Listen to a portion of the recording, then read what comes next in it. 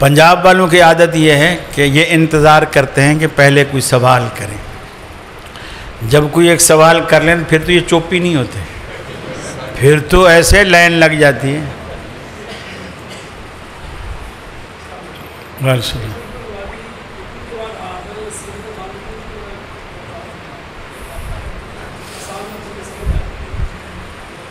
پھر یہ ایک ہی مسئلہ بیان ہوگا، پھر اس کے علاوہ نہیں، چونکہ ٹائم اتنا ہے۔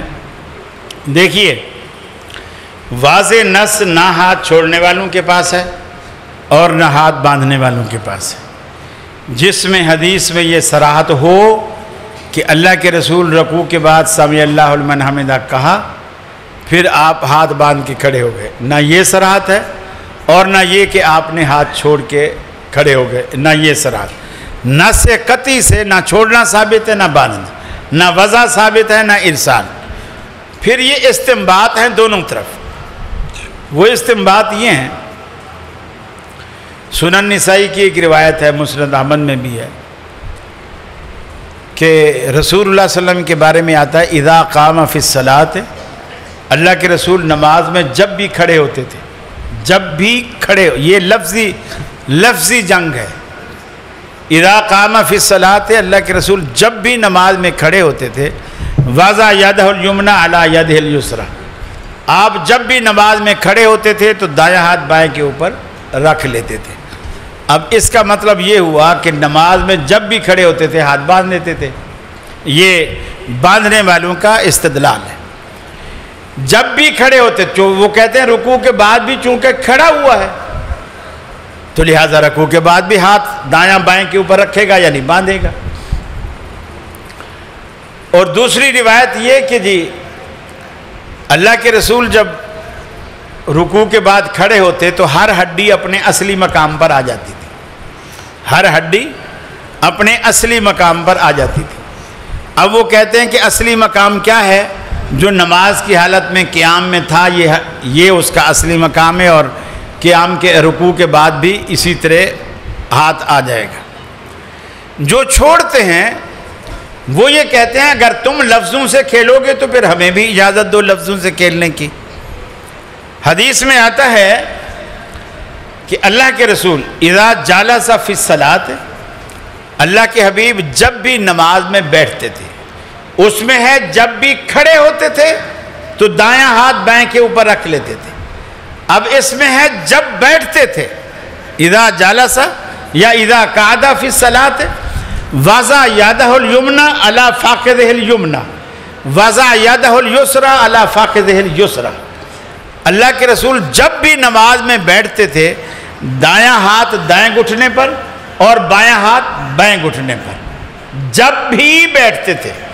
وہاں ہے جب بھی کھڑے ہوتے تھے ہاتھ باندھتے تھے، یہاں ہے جب بھی کھڑے ہوتے تھے تو ہاتھ گھٹنے پہ رکھتے تھے۔ اب میرا آپ سے سوال ہے، ان دونوں روایتوں کو سامنے رکھتے ہوئے ایک بندہ بوڑھا ہے، بیمار ہے، کمر میں تکلیف ہے، گھٹنے دکھتے ہیں یا ٹانگ کٹی ہوئی ہے، وہ کھڑا نہیں ہو سکتا،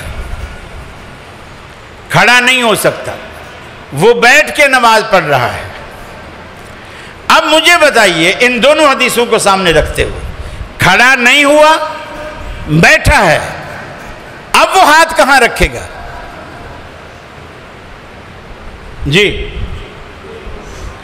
وہ بتائے جس نے سوال کیا تھا تاکہ بات سمجھ میں آئے۔ جی جی ہاں، اس کو ہاتھ اب گھٹنے پہ رکھنے چاہیے، لیکن آپ کے ہاں جب بندہ بیٹھ کے نماز پڑھتا ہے وہ ہاتھ سینے پہ باندھتا ہے۔ سینے پہ تو جب باندھے گا جب کھڑا ہوگا، پہلے اس کی بغل میں بساخیاں دے کے کھڑا کرو پھر ہاتھ بندھواؤ۔ اور اگر بیٹھا ہے تو بیٹھنے کی تو صراحت ہے کہ بیٹھتے وقت اللہ کے رسول کے ہاتھ گھٹنے پر ہوتے تھے۔ اب وہ کہتے ہیں کہ جی بیٹھا تو ہے مگر یہ محلن قیام ہے، بیٹھ کے بے شک نماز پڑھ رہا ہے لیکن محل تو قیام کا ہے۔ اب ہم کہتے ہیں یہ محلن وحلن کیا چیز ہوتی ہے؟ جب آپ نے اصطلاحیں ماننی نہیں، حتیٰ کہ آپ قومیں کی اصطلاح بھی استعمال کرو تو فوراً رد کر دی جاتی۔ حدیث میں کدھر ہے قوم؟ حدیث میں تو قیام ہے۔ قیام قبل الرکوع، قیام بعد الرکوع. قوما وما تو تم لوگوں نے بنایا ہوا ہے، قوما ہے ہی نہیں. حالانکہ ایک حدیث میں آتا ہے اللہ کے رسول کی نماز کی کیفیت کو صحابی بیان کرتا ہے. آپ کا قیام آپ کا رکوع، آپ کا سجدہ، بعد الرکوع اور دو سجدے کے درمیان جسے آپ جلسہ کہتے ہیں، کانو سبھا، یہ مقدار میں یہ ساری چیزیں برابر ہوتی تھیں ما خلل قیام والقعود، سوائے قیام کے اور قعدے کے.